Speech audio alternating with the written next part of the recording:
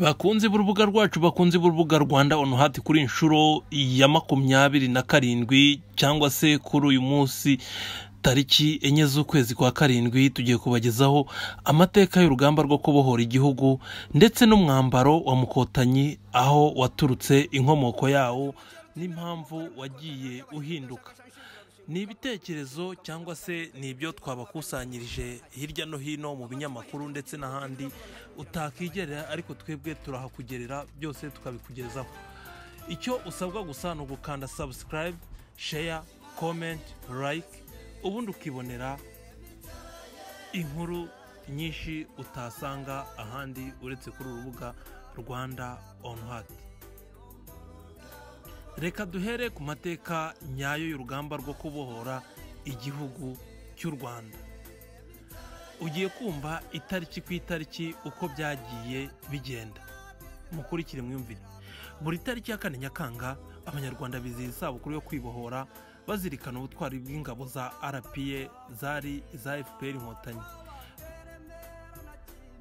Ziyemeje gufata intwaro zikarwanya leta yakoraga jenoside, zikayihagarika mu mwaka w'1994, ari nabwo zashyizeho guverinoma y'ubumwe n'ubwiyunge bw'Abanyarwanda. Tariki ya mbere Ukwakira umwaka w'1990, ingabo za RPA zatangiye urugamba rwo kubohora u Rwanda ndetse no guhagarika jenoside. Ni urugendo rukomeye rw'imyaka 4 rwashyizweho akadomo no kubohora umujyi wa Kigali, ndetse guverinoma yari iriho ihita yerekeza mu buhungiro mu cyahoze ari Zaire. Kuri isabukuru ya 27 yo kwibohora hari amatariki y'ingenzi yaranze urugamba rwo kubohora u Rwanda ku ngoyi y'amacakubiri n'ibindi bibazo byose byari birwugarije. Iki cyegeranyo tugikesha ikinyamakuru Igihe. Mu mwaka w'1990, tariki ya mbere Ukwakira, umupaka wa Kagitumba wagabweho igitero. Cyabaye ikimenyetso cy'itangira ry'urugamba rwamaze imyaka 4 nyuma y'uko abari bagize umuryango FPR Inkotanyi biyemeje kubohora igihugu hifashishijwe inzira y'intambara. Ingabo za RPA, ishami rya gisirikare rya FPR Inkotanyi, ku ikubitiro ryari riyobowe na General Major Fred Gisa Rwigema. Gusa ubutegetsi bwa Habyarimana bubifashijwemo n'abacancuro bwabafashije gukoma mu nkokora RPA. Mu gihe kingana n'iminsi 14 ya mbere y'urugamba, bamwe mu bayobozi bakuru ba RPA barishwe, bitera icyuho gikomeye mu buyobozi, ndetse na morali ijya hasi bikomeye mu basirikare hafi ya bose bari basigaye. Perezida Paul Kagame muri icyo gihe wari majoro yahise ajya ku buyobozi, azana uburyo bushya bw'imirwanire n'izindi mpinduka nyinshi. Tariki ya 2 Ukwakira hatabarutse uwari umugaba mukuru w'ingabo n'inkotanyi General Major Gisa Fred Rwigema, arasiwe i Nyabwishongwezi. Ku ya 4 Ukwakira, ingabo z'Abafaransa 300 zaje kurinda abaturage babo babaga mu Rwanda, ndetse n'ingabo za RPA batayo ya 9 zafashe umujyi wa Nyagatare. Mu ijoro ryo ku itariki ya 4 bucya kuri ya 5 Ukwakira, guverinoma ya Habyarimana yacuze ikinyoma ivuga ko inkotanyi zateye umujyi wa Kigali, ibigira urwitwazo ubwo yafungaga abatutsi basaga 10,000 n'abandi b'abanyapolitiki benshi. Ku itariki ya 5 Ukwakira, abasirikare 535 b'Ababiligi nabo muri Zaire baje gufasha ingabo za Habyarimana. Ku itariki ya 6 n'iya 7, ingabo za RPA batayo ya 4 zafashe Gabiro. Ku ya 8 Ukwakira, nyuma y'isibaniro na RPA Ikagitumba, ingabo za FAR zishe abahima 1000 bo mu Mutara bo mu bwoko bw'Abatutsi. Ku itariki ya 11 kugera tariki ya 13 Ukwakira, habaye ubwicanyi bwahitanye Abatutsi bagera kuri 400 muri komine ya Kibirira. Ku itariki ya 23 Ukwakira, urupfu rwa Majoro Bunyenyezi na Majoro Bayingana ubwo bagwaga mu mutego w'umwanzi Iryabega. Tariki ya 13 Ugushyingo, Habyarimana yemereye amashyaka atavuga rumwe n'ubutegetsi gukora, ndetse anavuga ko ubwoko bugomba gukurwa mu ndangamuntu nubwo bitigeze bikorwa. Ku itariki ya 6 Ukuboza, ikinyamakuru Kangura cyashyize ahagaragara amategeko 10 y'Abahutu, 8 muri yo yashishikarizaga abahutu kutagirira umututsi imbabazi. Mu mwaka w'1991 tariki ya 3 Mutarama, RPA yahinduye isura y'imirwano, igaba igitero gikomeye mu duce twa Gatuna na Kaniga mu rwego rwo kwima inzira ibikoresho by'ingabo za leta. Ku ya 7 Mutarama, abanyarwanda batari bake bakatiwe igihano cy'urupfu bitwa ibyitso by'inkotanyi. Ku itariki ya 23 Mutarama, RPA yafashe umujyi wa Ruhengeri, ifungura n'imfungwa zari zifungiye muri gereza ya Ruhengeri zitwa ibyitso. Mu mpera za Mutarama kugera ku ntango za Werurwe, hishwe abagogwe bo mu bwoko bw'abatutsi bari hagati ya 500 n'igihumbi. Mu mwaka w'1992 muri Werurwe habaye iremwa ku mugaragaro ry'umutwe w'abahutu b'abahezanguni wiswe CDR n'iyicwa ry'abatutsi bagera kuri 300 mu Bugesera. Muri Gicurasi, igitero gikomeye cya RPA cyafashe amakomine amwe namwe cyatumye abaturage basaga 350 bava mu byabo. Muri Kanama, abatutsi benshi barishwe ku Kibuye. Mu Gushyingo, Leo Mugesera yavuze ijambo ku Kabaya aho yakanguriraga abahutu gutsemba abatutsi. Avuga ko bazasubizwa aho yavugaga ko bakomoka muri Ethiopia banyujijwe ya Nyabarongo. Mu mwaka w'1993 ku itariki ya 8 Gashyantare, RPA yigaruriye agace kanini k'igihugu iza no gusubira inyuma mu rwego rwo kumvisha amahanga ko abatutsi bakomeje kwicwa urubozo. Ku itariki ya 8 Werurwe nibwo hasohotse raporo mpuzamahanga yerekanaga uruhare rw'ibiro bya Perezida wa Repubulika y'u Rwanda ku bwicanyi bwakorewe abagogwe muri perefegitura za Gisenyi na Ruhengeri. Ku itariki ya 7 Mata, guverinoma yakiriye iyo raporo inahakana byimazeyo ibyari biyikubiyemo. Muri Kanama hatangiye kumvikana ibiganiro byo kwangisha abandi banyarwanda kurwanya abatutsi binyuze kuri radio RTLM. Tariki ya 4 Kanama, mu gihe RPA na guverinoma y'u Rwanda byasabwaga kubahiriza imyanzuro yari ikubiye mu masezerano ya Arusha, guverinoma yo yakomeje gutoza imitwe yakoze jenoside irimo interahamwe, impuzamigambi ndetse n'abandi bambari bagombaga gukora ubwicanyi. Tariki ya 28 Ukuboza, batayo ya 3 y'ingabo za RPA zageze i Kigali muri CND. Hari mu rwego rwo gushinga guverinoma y'inzibacyuho yari yaremejwe n'amasezerano ya Arusha. Mu mwaka w'1994 tariki ya 6 Mata, i Dar es Salaam habereye inama y'akarere, ndetse ni nabwo indege yari itwaye Perezida Habyarimana yahise ihanurwa saa 2:30 z'ijoro ubwo yagarukaga i Kigali igiye kugera ku kibuga cy'indege cy'i Kanombe. Ku ya tariki ya 7 Mata habaye iyicwa rya Minisitiri w'Intebe Uwiringiyimana Agathe n'ingabo 10 z'Ababiligi zamurindaga. Hishwe kandi n'abaminisitiri batandukanye n'abandi bo ku ruhande rutavugaga rumwe n'ubutegetsi bwariho. Ubwo jenoside yahise itangira i Butare, Gitarama na Murambi ya Byumba. Ku itariki ya 8 Mata, ingabo za RPA zafashe umugambi wo gutera Kigali ndetse no guhagarika jenoside mu maguru mashya. Tariki ya 14 Mata, Ububiligi bwategetse huti ingabo zabwo kuva mu Rwanda no mu ngabo za Loni, ku buryo kugeza ku itariki ya 20 uwa nyuma yaramaze kuva mu Rwanda.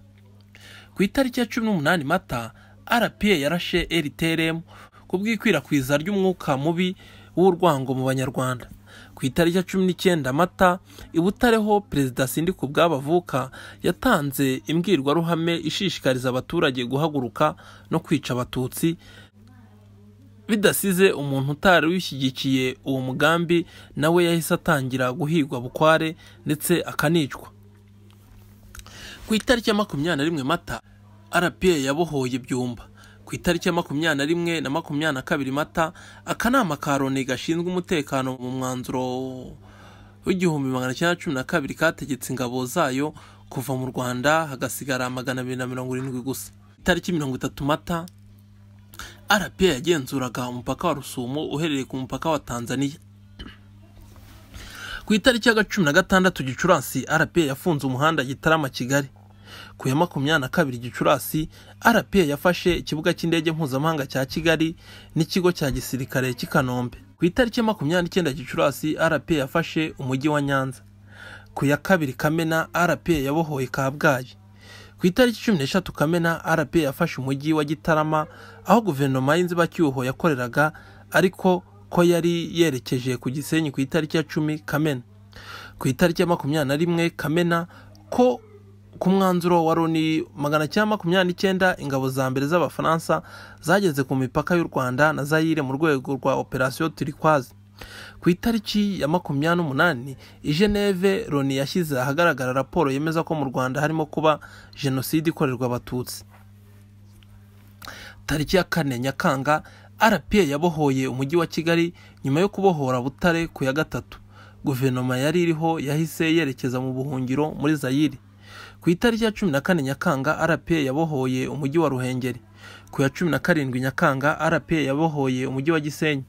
Ku itariki ya 19 Nyakanga nibwo hashinzwe guverinoma y'ubumwe bw'Abanyarwanda n'ihagarikwa ku mugaragaro rya jenoside. Kuri izo tariki urusaku rw'amasasu rwarahagaze mu mujyi wa Kigali.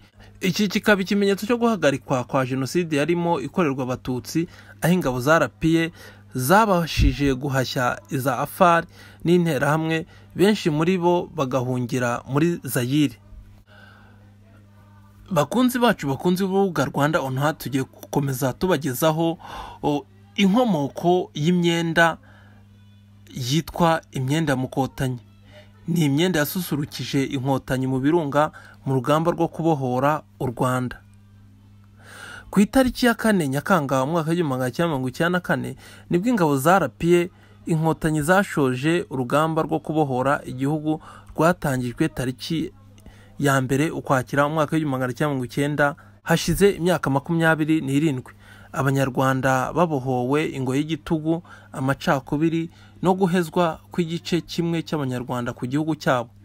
Ni urugamba rwaje kugera hagati ruhindura isura, kuko rwahujwe n'urwo guhagarika jenoside yakorerwaga Abatutsi, yateguwe inashyirwa mu bikorwa n'abayoboraga u Rwanda muri icyo gihe, barangajwe imbere na Habyarimana Juvenal. FPR inkotanyi ijya gushoza urugamba rwo kubohora u Rwanda, uretse kuba abarutangije bari urubyiruko rufite intekerezo zo guharanira ukuri, ariko ibijyanye n'ubushobozi ntabwo bari bafite, ku buryo nk'ishami rya gisirikare ryarwanye urugamba no kubona ibikoresho birimo n'impuzankano byari ihurizo. Uko ibihe byicumaga niko ibintu byahindukaga, kugeza aho abari basanzwe bambara nk'abaturage cyangwa bakambara impuzankano za gisirikare baserutse mu mwambaro mushya waje no guhabwa izina rya mukotanyi. Mukotanyi ni impuzankano ifite amateka adasanzwe ku bari abasirikare ba RPA, kuko uwabaga yambaye uyu mwenda yiyumvaga nk'ufite imbaraga zidasanzwe, kandi ari ishema ku Banyarwanda bose baharaniraga uburenganzira bwabo. Ibara rusange ry'uyu mwambaro ni icyatsi kigaragaza ishyamba, harimo igiti cy'umugano ndetse n'ibara rya shokora. Iyi nkuru dukesha Igihe ikomeza ivuga ko amakuru Igihe yamenye nuko iyi myenda ingabo zatangiye kuyambara mu mwaka wa 1991, ubwo urugamba rwari rwimuriwe mu gace k'ibirunga, kuko Ikagitumba aho batangire bari bakomeje gutsindwa n'ingabo za Habyarimana kubera imiterere yaho. Iyi myambaro yari ibereye agace k'ibirunga bari baragiyemo, kuko kakonjaga, nyamara yo ikaba ikoze mu buryo bwatumaga ishyuha. Sheikh Harerimana Abdul Karim, wari mu banyepolitike 600 ba FPR inkotanyi bari baroherejwe i Kigali mu ishyirwa mu bikorwa ry'amasezerano y'amahoro ya Arusha, yabwiye Igihe ko byari ishema rikomeye ku basirikare ba RPA kwambara mukotanyi. Ati, izina mukotanyi rero ryaturutse ku basore bakiri bato mu nkotanyi. Urabona bagiraga udushya bahoraga bahanga buri munsi. Umwenda rero umaze kuboneka, nta ngabo mu karere ka Afurika y'Iburasirazuba cyangwa iyo hagati, nta hantu bari bafite umwenda umeze kuriya. Yakomeje agira ati, abana barazishimiye, nibwo bwari ubwa mbere haboneka umwambaro ubahuza, ubundi biyambariraga ubonetse wose, ndetse bamwe hari n'ubwo yabaga ufite akiyambarira imyenda y'abaturage isanzwe, huko kuri bo icyambere atari umwambaro ahubwo cyari igikorwa. Umwe mu baganiye na Igihe.com wari ufite ipeti rya kapiteni ubwo bari ku rugamba rwo kubohora u Rwanda, yavuze ko iyi myambaro yabafashije cyane bari mu birunga kuko yashyuhaga cyane igashobora guhangana n'imbeho y'ubutita iba muri kariya gace. Ati twayambaraga turi mu birunga, imbere habagamo ubwoya, ikindi nakubwira nuko yashyuhaga cyane. Sheikh Harerimana akomeza avuga ko kubera kuba mike itahawe bose kuko hari abandi bakomeje kwiyambarira iyo bari basanganwe kugeza urugamba rwo kubohora igihugu no guhagarika jenoside yakorewe abatutsi rurangiye. Ntabwo hazwi neza igihugu iyi myenda yaturukagamo, gusa hari amakuru avuga ko gishobora kuba ari Mozambique. Amakuru igihe ifite nuko iyi mpuzankano ya Mukotanyi nyuma y'urugamba rwo kubohora igihugu ubwo ingabo zahindukaga za leta, hashatswe impuzankano nshyashya, hanyuma izo bakoreshaga mu rugamba rwo kubohora igihugu zikabikwa na minisiteri ifite ingabo mu nshingano. Bakunzi b'urubuga rwacu, bakunzi b'urubuga Rwanda on Heart, ngayo amateka y'urugamba rwo kubohora igihugu itariki ku itariki, ndetse n'amateka y'imyenda cyangwa se impuzankano ya Mukotanyi yambarwaga n'ingabo zari zarapiye, ndetse imyambaro yazisusurukije ku rugamba mu birunga ndetse n'ahandi. Bakunzi b'urubuga rwacu, kanda subscribe, share, comment, like ubundi wibonere n'andi mateka n'imyandiko yose utasanga ahandi uretse kuri urubuga Rwanda on Heart.